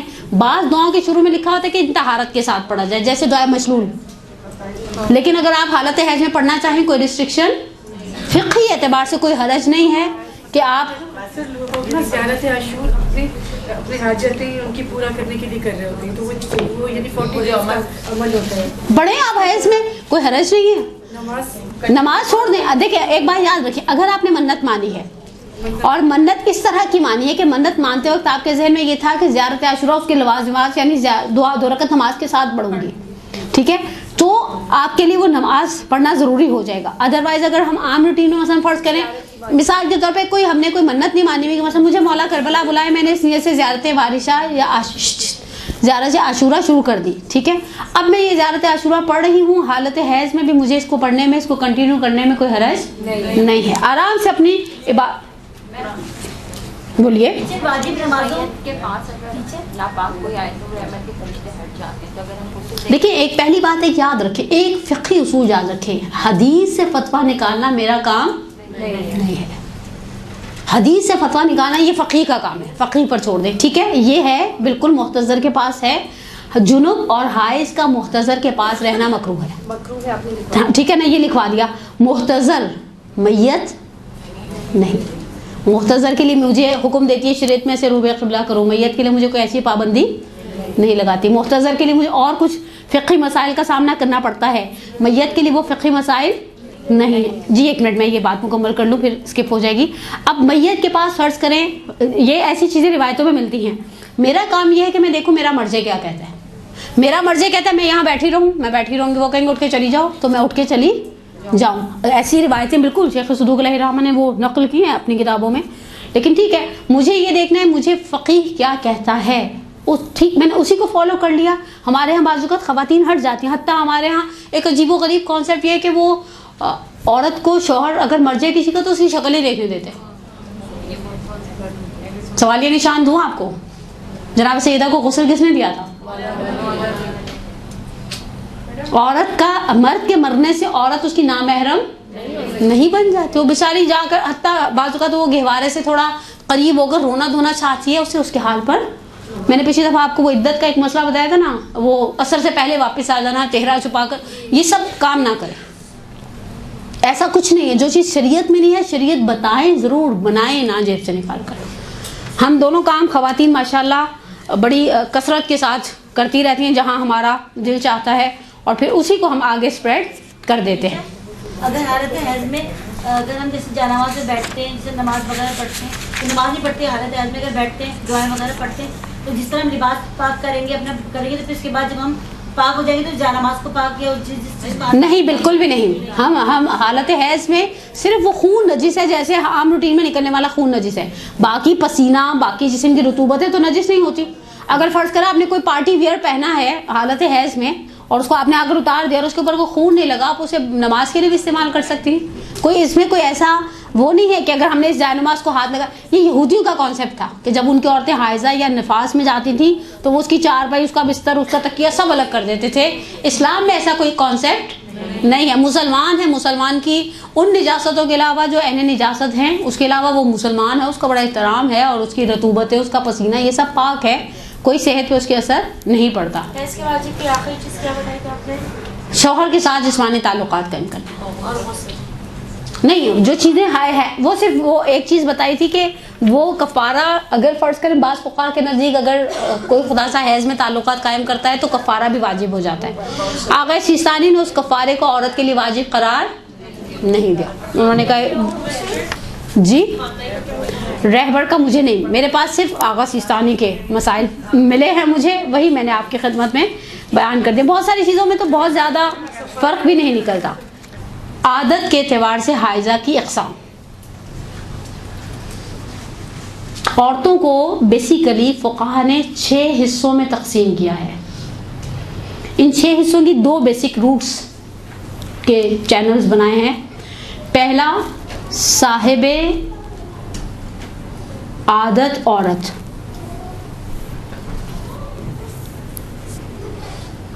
صاحب عادت عورت کی 3 اقسام فقہا رضوان اللہ تعالی علیہم اجمعین نے بیان کی ہے. پہلی وہ عورت جس کے حیض کا سٹارٹ معین ہے, اسے ہر مہینے, اچھا اس کے اندر ایک چھوٹا سا فرق ہے, فقہی عادت بہت پرفیکٹ ہے. اصل ہر مہینے پہلی تاریخ کو دوپہر میں 2 بجے آتا ہے. فقہ اسے عادت کہتی ہے. عرف میں آپ کو ایسی عادت نہیں ملے گی. یعنی شاید میں نے اپنی جب سے میں یہ فقہی مسائل پڑھا رہی ہوں 3 خواتین ایسے ہیں جنہوں نے کہا ہماری ایسی عادت ہے. میں نے کہا بڑی بلیسڈ ہیں آپ کو, تو تصویر خیال سے آپ کے اپنے ساتھ رکھنی چاہیے, اتنی بلیسڈ ہیں آپ. لیکن یہ فقہی عادت ہے. عرفی عادتیں ہماری کیسی ہیں, پہلی نہیں تو دوسری کو آ جائے گا, پہلی نہیں تو 30 کو آ جائے گا, 29 کو آ جائے گا. مثلا ایک آدھ دن ادھر اور ایک آدھ دن ادھر. یعنی یہ ہمارے درمیان رائج ہے, یہ ہمارے درمیان رائج ہے. جس عورت کا واضح معین ہو, کنفرم ہو کہ اسے ہر مہینے کی پہلی تاریخ کو حیض آئے گا یا 5 کو آئے گا یا 12 کو آئے گا, فقہ کی اصطلاح میں سے وقتیہ کہا جاتا ہے. اس کا وقت معین ہے سٹارٹ کا, کسے کب آنے. دوسری وہ عورت ہے کہ جس کو یہ تو پتہ نہیں کہ آئے گا کب, لیکن جب بھی آئے گا 7 دن. وقتیہ. دوسری کو یہ نہیں پتا کہ پہلے کو آئے گا, 6 کو آئے گا, 4 کو آئے گا, 3 کو آئے گا, لیکن جب بھی آئے گا 7 دن سے پہلے یہ عورت کلیئر نہیں ہوگی. ہمارے یہاں ایک دوسرا مسکانسیپٹ, بعض لوگ سمجھتے ہیں غسل کے لیے شام ڈھلے غسل نہیں کرنا, آپ جب پاک ہو گئی آپ نے غسل کرنا ہے. اس کے بعد والی نماز کے لیے آپ پر واجب ہے کہ آپ کو اس غسل کو انجام دینا ہے. فرماتے ہیں اسے عددیہ کہا جاتا ہے, اس کا عدد معین ہے. یعنی ہمیشہ یہ 5 دن ہی دیکھتی ہے, ہمیشہ یہ 7 دن ہی دیکھتی ہے, ہمیشہ یہ 9 دن ہی دیکھتی ہے. اور تیسری قسم ہے جس کا شروع اور اینڈ ہمیشہ واضح ہے, یعنی یہ ہمیشہ 8 تاریخ کو دیکھتے ہیں اور 12 تاریخ کو پاک ہو جاتی ہے. اسے وقتیہ عددیہ کہا جاتا ہے. وقتیہ عددیہ جس کا سٹارٹ اینڈ اینڈ فائنل ہے, اس کو پتہ اس نے کب اس کو شروع ہونا ہے, کب اس کو ختم ہو جانا ہے. بڑی یہ بھی انٹی بڑی بلیسڈ ہیں کہ جن کو پتہ ہے, ورنہ نارملی اینڈ پر ہماری خواتین کیا غلطی کرتی ہیں, استبراء کا کانسیپٹ ہمارے ہاں کم ہے. اور ہمارے یہاں دوسرا مسکانسیپٹ یہ کہ گرلز کے لیے استبراء نہیں ہے, حالانکہ شریعت نے گرلز یعنی بیچلر کو شادی شدہ سے الگ الگ نہیں کیا. شریعت نے ایک بندے کو الگ کیا, وہ ایسی نابینا عورت ہے جس بیچاری کو کچھ نظر نہیں آتا, باقی ادروائز کسی کو الگ نہیں کیا. ہمارے ہاں کانسیپٹ ہے کہ گرلز استبراء کریں نہیں, اور باقاعدہ فقہا نے, مرحوم آیت اللہ خوئی نے تو ایک طریقہ بھی بتایا کہ اس طرح سے کیا جائے, جو میں انشاءاللہ آگے آپ کی خدمت میں بیان کروں گی. بہرحال میں نے آپ کی خدمت میں 3 اقسام بتائی صاحب عادت عورت کی, وقتیہ عددیہ اور چلے ایک ترتیب سے بتائیں. وقتیہ ایکسیلنٹ. وقتیہ جس کا آغاز معین ہے, اختتام کا پتہ نہیں ہے. عددیہ جس کا اینڈ پتہ ہے, آغاز کا پتہ نہیں ہے. وہ تیسری معصوم سی جس کو دونوں کا پتہ ہے, وہ وقتیہ عددیہ ہے. ابھی آگے آپ کی خدمت میں عرض کروں گی کہ یہ اس کی عادت اس کے لیے کتنی ویلیویبل ہے. یہ عادت اس کے لیے بہت ویلیویبل ہے. دوسری قسم جن عورتوں کی عادت نہیں ہوتی, اس میں سب سے پہلے ہے مبتدیہ. مشکل لفظ ہے نا, توضیح میں بھی دیا ہوا, یہ تو اردو میں بھی ترجمہ یہی کیا ہوا انہوں نے. میرا کوئی قصور نہیں ہے, میرے پاس اس کا اردو میں کوئی سبسٹیوٹ نہیں, جس کو پہلی مرتبہ آ رہا ہے. ہماری بچیاں آج کل تو میں نے کہا نا یہ ایج بہت ارلی ہو گئی ہے, 11 سال میں آنے لگ گئے ہیں بچیوں کو, 11.5 سال میں آنے لگ گئے ہیں بچیوں کو. حتیٰ میں نے پچھلے دنوں ایک اسکول کی بچی دیکھی جسے 9.5 سال میں آ گئے تھے, اور اس کے اندر باہر وہ گائنیکولوجسٹ آتی ہیں کبھی کبھی درس اخلاق میں, وہ کہتی ہیں اس میں سب سے بڑا پرابلم ہماری فیڈ کا ہے. ہم جو کھا رہے ہیں نا برائلر اور فاسٹ فوڈ وغیرہ کے نام پہ اس کی بہت ساری مشکلات کھڑی ہو جاتی ہیں. اور واقعی وہ اس بچی کے لیے اس ساری سچویشن کو ہینڈل کرنا اور اس کو سمجھانا کہ بیٹا تم نے اب یہ کرنا ہے اب یہ نہیں کرنا ہے, یہ واقعی ایک بہت بڑی ذمہ داری ہے. اور اس حساب سے جو ہم بڑی عورتیں خوش رہتی ہیں نا, اپنے آپ کو پنکھا دیتی رہتی ہیں, جنت تحت الاقدام الامہات, کہ ہائے اللہ جنت ماں کے پیروں تلے ہے. بیوی جب آپ جنت کی سیڑھیاں بنائیں گی تو آپ کو ایسا نہ ہو خدا سے اس کی گناہوں کی وجہ سے مجھے بھی جہنم میں جلایا جائے. ہم بعض اوقات ہمیں پتہ ہوتا ہے کہ ہمارا بچہ خدا نہ کسی گناہ کی طرف راغب ہو رہا ہے, لیکن ہم آنکھیں بند کر کے بیٹھے رہتے ہیں.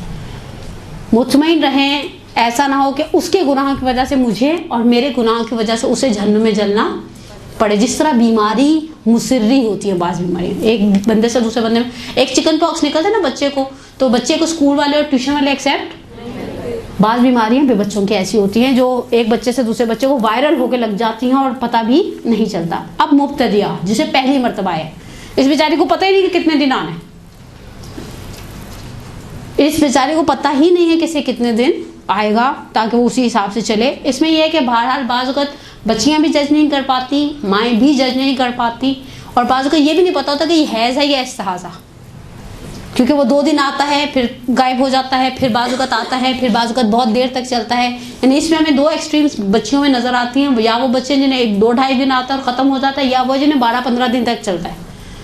تو اس اعتبار سے بہرحال اوبیسلی ماں کی ذمہ داری ہے کہ اس بچی کو سمجھائے کہ اب تمہیں کیا کرنا ہے, نماز کب سے شروع کرنی ہے اور کب تک تم نماز چھوڑ سکتی ہو. دوسری قسم ناسیہ. ناسیہ یعنی بھول جانے والی, جسے اپنی عادت بھول گئی ہے. بعض خواتین ہمارے درمیان ایسی ہیں جو جب تک فیڈ کراتی ہیں بچے کو انہیں حیض نہیں آتا. فرض کرے پہلے 9 مہینے پریگنینسی کے حیض نہیں آیا, پھر 2 سال دودھ پلا رہی تھی حیض نہیں آیا, پھر دوسرا بچہ ہونے والا ہو گیا پھر حیض نہیں آیا. اب اسے یاد ہی نہیں کہ کتنے دن آتا تھا. اور آپ کو دیہات میں بہت ساری ایسی خواتین مل جائیں گی کہ جو ماشاءاللہ ایک سیکوینس کے ساتھ خدا کا احسان ان کے بچے ہوتے رہتے ہیں, اور وہ جو ہے اس فیز سے گزرتی ہیں اور انہیں اپنی پچھلی عادت بھول جاتی ہے. ایسی عورت کو ناسیہ کہا جاتا ہے جو اپنی عادت بھلا دے کہ اسے کتنے دن جب آتا تھا حیض تو کتنے دن آیا کرتا تھا. تیسری اور آخری قسم اور رائج ترین قسم غیر صاحبان عادت میں مضطربہ. اس بیچارے کو کچھ نہیں پتا ہوتا, ڈسٹرب. اور اب جس طرح سے یہ گائنی کے پرابلمس بڑھتے جا رہے ہیں, یہ مشکل خواتین کے اندر بے تحاشا بڑھتی جا رہی ہے مضطربہ کی. یعنی کسی کو سسٹ کا پرابلم ہے تو کسی کو اووریز کا پرابلم ہے تو کسی کو پتہ نہیں فلانی بیماری ہے. ان بیماریوں کا نتیجہ کیا نکلتا ہے, یہ عورت اپنے حیض کے عدد کو مینٹین ہی نہیں کر پاتی. یعنی اس کے پاس ہوتا ہی نہیں ہے. آپ یہ نہیں کہہ سکتے کہ یہ بھول گئی تو یہ ناسیہ ہو گئی. اس بیچاری کو اس مہینے 7 دن آیا, اگلے مہینے 9 دن آئے گا, اس سے اگلے مہینے مثلا 5 دن آئے گا. تو یہ چیز اس کی ایک سائیکل اتنی ڈسٹرب ہے کہ شریعت اسے مضطرب عورت کا نام دیا ہے, مضطربہ ہے. اس کی کوئی عادت معین نہیں ہے. یہ مثلا بعض صورتوں میں یہ 10 دن پھر اپنے آپ کو حائض سمجھتے ہیں, اور بعض صورتوں میں بعض فقہا کہتے ہیں ارجاب اقارب. ارجاب اقارب مشکل لفظ ہو گیا نا, ہے نا. ارجاب اقارب یعنی رشتہ داروں کی عادت سے رجوع کرنا. خالہ. اچھا, اس میں آغا سیستانی نے ایک الگ سے لگائی ہے کہ اپنے جیسی. فرض کریں یہ اگر مبتدیہ ہے اور مضطربہ ہے, ٹھیک ہے, تو وہ پھر کوئی رشتہ دار بھی ایسی ہی ڈھونڈے گی. ایسا نہیں کہ اس پھوپھی کے ساتھ اپنے آپ کو ملائے جو یائسہ ہونے والی ہے. فرض کریں مثلا بچی ہے 12 سال کی, پھوپھی ہے 40-50 کی, ٹھیک ہے, ہم 50 پر آ جاتے ہیں. اب یہ پھوپھی کے ساتھ اپنی عادت کو نہیں دیکھے گی, یہ دیکھے گی میرے جیسی رشتہ دار لڑکیوں کی عمر کی عادت کیا ہے. مثلا اپنی بہنیں, یا مثلا میری بات پھوپھی صاحب بہنیں, ایک ارجاب یا قارب میں ہوتا ہے کہ آپ اپنا وہ دیکھتے ہیں کہ میری عمر کیا ہے, سامنے والے کی عمر کیا ہے. نارملی جب جن لوگوں کا اینڈ والا سائیکل کا اینڈ ہوتا ہے اوبیسلی ان کے دن کم ہونے لگ جاتے ہیں. وہ ان کو ایسا نہیں ہوتا, جن کو شروع میں 9-10 دن بھی آتا ہے وہ جب اینڈ پر پہنچتے ہیں تو ان کے آخر کے صرف 3-4 دن بچ جاتے ہیں. تو بس مضطربہ, ناسیہ, مبتدیہ, اور ادھر سے صاحبان عادت وقتیہ عددیہ, وقتیہ عددیہ. اب ان سب کا ایک آسان سا سلوشن اور آج کی گفتگو کو مکمل کر دیں. اب عورت کو جب حیض کا خون منقطع ہو جائے, پہلی شرعی ذمہ داری اس کی پتہ ہے کیا بنتی ہے. جب آپ نے کچھ دیر دیکھ لیا کہ خون نہیں آ رہا, خون کی ہمیشہ یاد رکھیں 2 کیٹیگریز ہیں. بعض اوقات وہ جسم سے نہیں نکل رہا لیکن اندر موجود ہے, اور بعض اوقات وہ جسم سے بھی نکل رہا ہے اور اندر بھی موجود ہے. اگر فرض کریں اس خاتون کو نکلنا بند ہو گیا, کچھ تھوڑا ٹائم نکل گیا ہے, اب اس کو شریعت کہتی ہے یہ سب سے پہلے استبراء کرے گی. استبراء یعنی طلب پاکیزگی کرنا. یہ تجسس کرے گی، جستجو کرے گی جو طریقے سے شریعت مقدس سے اسلام نے بتایا، تاکہ اسے پتہ چلے کہ اب یہ حائضہ ہے، اس کے لیے طہارت حاصل ہوئی ہے یا طہارت حاصل نہیں ہوئی۔ اس کے لیے اسے کاٹن سٹک، ٹیشو، کوئی بھی وائٹ چیز جس کے اوپر واضح ہو سکے، اسے انسرٹ کرنا پڑے گا اپنی باڈی میں۔ اور پھر اس کے بعد جب وہ اسے نکالے گی کچھ سیکنڈز، 3 یا 4 سیکنڈ، ایسا نہیں کہ اس پروسیس کو لمبا کیا جائے، اس کے بعد اسے نکالے گی۔ اگر وہ وائٹ یا ٹرانسپیرنٹ ہے، اسے اپنا غسل انجام دے کر نماز پڑھنی ہے۔ اگر آغا سیستانی کے نزدیک، یہ صرف آغا سیستانی کا مسئلہ ہے، آغا خوئی والے اس مسئلے کو بالکل بھی ایسے نہ لیں، کیونکہ آغا خوئی کے نزدیک یہ مسئلہ ایسا ہے ہی نہیں۔ اگر ولو بالصفرا، یعنی اگر یہ یلو بھی ہے تو اس سے غسل حیض کرنے کی اجازت نہیں ہے، اور وہ سارے کام کرنے کی بھی اجازت نہیں جو حیض کی وجہ سے اس پر حرام ہوئے تھے۔ یہ مسئلہ کلیئر ہوا؟ ٹھیک ہے نا۔ اب ہم آگے چلتے ہیں۔ پہلے فرماتے ہیں، یعنی فقہا فرماتے ہیں کہ اس کا خون آنا بند ہو گیا، کچھ دیر گزر گئی، اب اسے ایسا لگتا ہے کہ خون اندر بھی موجود نہیں ہے، یہ استبراء کرے گی۔ 2 میں سے یعنی تیسرا آپشن نہیں آپ کے پاس، یا وہ جو کاٹن آپ نے انسرٹ کی تھی اسے نکالا، وہ وائٹ اور ٹرانسپیرنٹ ہے، آپ نے اپنا غسل انجام دیا۔ فرض کریں گے ٹائم پیریڈ اتنا ہے کہ آپ اس میں غسل کو انجام دے کر اپنی ظہر اثر کو پڑھ سکتی ہیں، تو پھر آپ پر واجب ہے کہ آپ غسل کو کریں اور ظہر اثر پڑھیں۔ فرض کریں ٹائم کم ہے، تو پھر اس صورت میں آپ کو تیمم کرنا پڑے گا، اور تیمم کر کے اپنی نماز کو ادا کرنا پڑے گا۔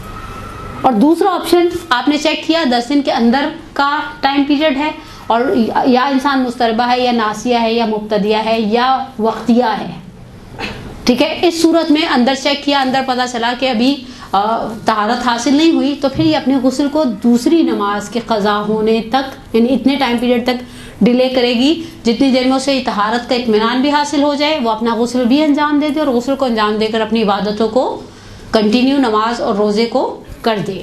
اس حوالے سے مسئلے زیادہ ماہ مبارک رمضان میں اس وقت پیش آتے ہیں جب عورت سحری میں پاک ہوتی ہے، اور سحری میں پاک ہونے کا مطلب یہ ہے کہ اس کے پاس بہت کم ٹائم پیریڈ ہو جاتا ہے نا۔ ویسے بنیادی طور پر ایک اصول یاد رکھیں، غسل کرنے میں، واجب غسل کرنے میں، اگر ہم نارمل ایک عورت کی مثال تصور کریں جو خدا نخواستہ یہ سڑک پر پھرنے والے ملنگوں کی طرح، ایسا نہیں کہ پتہ نہیں مہینوں نہیں نہائی اور اس میں بہت کوئی آئلنگ وائلنگ نہیں سر میں کی ہوئی، تو 3 سے 4 منٹ سے زیادہ آپ کا واجب غسل نہیں لیتا۔ جیسے 4.5 لیٹر پانی میں بھی غسل کیا جا سکتا ہے۔ ہمارے کراچی کے بعض علاقوں میں پانی کا بڑا سیویئر ایشو ہے۔ کل پرسوں ہمارے خاتم الانبیاء گرلز برانچ میں ہم نے ایک پریکٹیکل کلاس کی، زمین پاک کرنے کے طریقے، ہماری 2 سینئر ٹیچرز تھیں، ہماری دونوں بڑی قابل احترام بہنیں ہیں، انہوں نے زمین کو آغا خوئی کے حساب سے کر اور قلیل سے پاک کر کے دکھایا، پھر آغا سیسانی کے حساب سے کر اور قلیل سے پاک کر کے دکھایا۔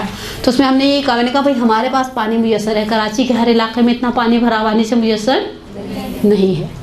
اگر خدا نخواستہ آپ کے پاس پانی ہے گھر کے اندر، وہ جو پینے والے کینز ہوتے ہیں، اور پھر آپ یہ نہیں کہہ سکتی میرے پاس پانی غسل کے لیے نہیں تھا۔ اور تیمم کا بھی بہت آسان سا طریقہ ہے تیمم کی۔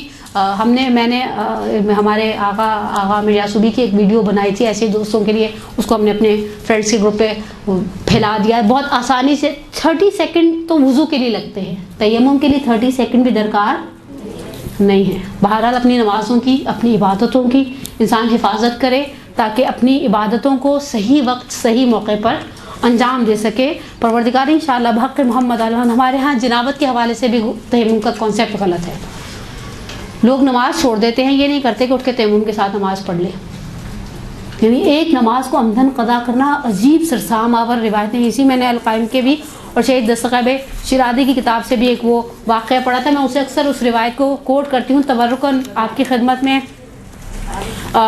کوٹ کروں کہ ایک عورت اللہ کے رسول کے پاس آئی اور آ کر کہنے لگی، یا رسول اللہ انی زنیت، میں نے زنا کیا، اس زنا کے نتیجے میں میرے ہاں بچہ پیدا ہوا، میں نے سوچا میں اس کو کہاں لے کر پھروں گی، میں نے اس بچے کو سرکے کے ڈرم کے اندر ڈال دیا، میرے سے یہ 3-4 بڑے بڑے گناہ ہوئے۔ تو جو شہید دستگیب شیرازی نے روایت لکھی ہے نا، اس روایت کا بڑا عجیب جملہ، پہلے تو پیغمبر زمین پر خط کھینچ رہے، پھر سر کو اٹھا کر ایک جملہ کہا، انی ظننت انک ترکت صلاۃ العصر، میرا اندازہ یہ کہ تم نے نماز عصر کو قضا کر دی۔ یعنی ہمارے یہاں تو نعوذ باللہ بہت لائٹ لیا جاتا ہے نا ان چیزوں کو، کہ اچھا اللہ معاف کرنے والا ہے، اللہ ہمیں معاف کر دے گا۔ اللہ واقعاً ہمیں معاف کرے۔ اس وقت جب ہم نے ہلکے پھلکے سے کوئی خدا نخواستہ کوئی ایسا ہم سے نہ جانے میں کوتاہی ہو گئی ہو، ایسی بات نہیں. الحمدللہ وسائل کے ہوتے ہوئے بعض اوقات ہم صرف ازلی سستی سے کام لیتے ہیں اور خدا کی جو ہے وہ شریعت کے قوانین کو توڑتے ہیں. یہ سوال جس کا احتلام کے حوالے سے پرسنل پر میسیج پوچھ رہے. اگر غلطی سے قرآن کی واجب سجدے والی آیت پڑھ لی تو کیا حکم ہے؟ آپ سجدے کو انجام دیں، اس کے علاوہ کیا حکم ہوگا؟ توبہ تو استغفار، بالکل استغفار تو اپنی جگہ باقی ہے، لیکن آپ کو سجدہ واجب کرنا ہے. اگر کوئی حیض کی حالت میں کوئی دوسرا پڑھ رہا ہے، آپ نے سنا ہے، تو آپ پر اسی وقت سجدہ واجب ہے، فوری ہے، آپ کو اسی وقت تو سجدے کو انجام دینا ہے. پروردگار انشاءاللہ بحق محمد اور محمد ہماری پریشانیوں کو دور فرمائے، ہمارے بیماروں کو شفائے عاجلہ و کاملہ عطا فرمائے، ہمارے مرحومین کی مغفرت فرمائے، اور انشاءاللہ آپ سب کے یہاں آنے، بیٹھنے اور سننے اور پڑھنے اور زحمت اٹھانے کو آپ کے لیے ذخیرہ آخرت قرار دے. اپنی صحت، سلامتی اور طول عمر کے لیے ایک صلوات پڑھے محمد و علیہ.